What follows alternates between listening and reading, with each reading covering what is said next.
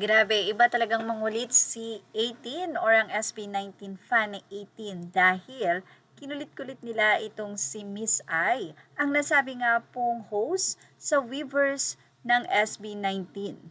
12 hours ago, sa Facebook post ni Miss I de la Cruz ay narito ang kanyang naging pahayag. Aniya, due to insistent public demand. Wow! It's funny how my awkward default pose has become almost a tradition now and an inside joke within the community na para bang required na siya at this point. Ha ha ha ha. Anyway, happy album listening day. SB19's 24-track album Wakas at Simula is out. Glad they recorded their old songs. They sound even better, tighter, and more mature. The subtle tweaks and new arrangements made such a huge difference. Also, their new music video for Emoji Fit Jolen Kai just dropped a new minutes ago and it is hot and polished. Congratulations SB19 Once Entertainment Sona Music Philippines 1032 Love W3 Official. At narito po ang mga photos na hinihingi ng mga fans kay Miss I. It seems na si Miss I talaga ang favorite host ng SB19 at partner. Dahil dito sa post ni Reyna Senora, sinabi niyang BJI, OMG, na break na ang saga, the BJI x SB19 post.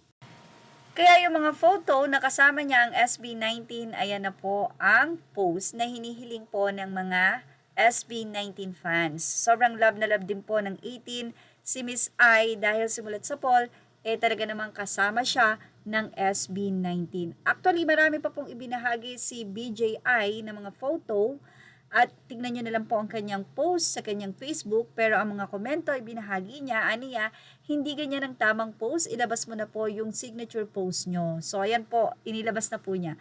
Miss I, ayaw namin ng bagong post, dapat yung dati. Di ako papayag, dapat may iconic post. O, yun na nga po, kaya po inilabas ni Miss I ang nasabing iconic post.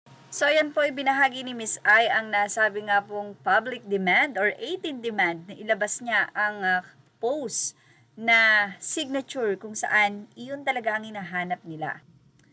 Grabe no, alam na alam ng 18 na mayroon tinatagong iconic post itong si Miss I with SB19. Since then naman kasi, talagang iconic na.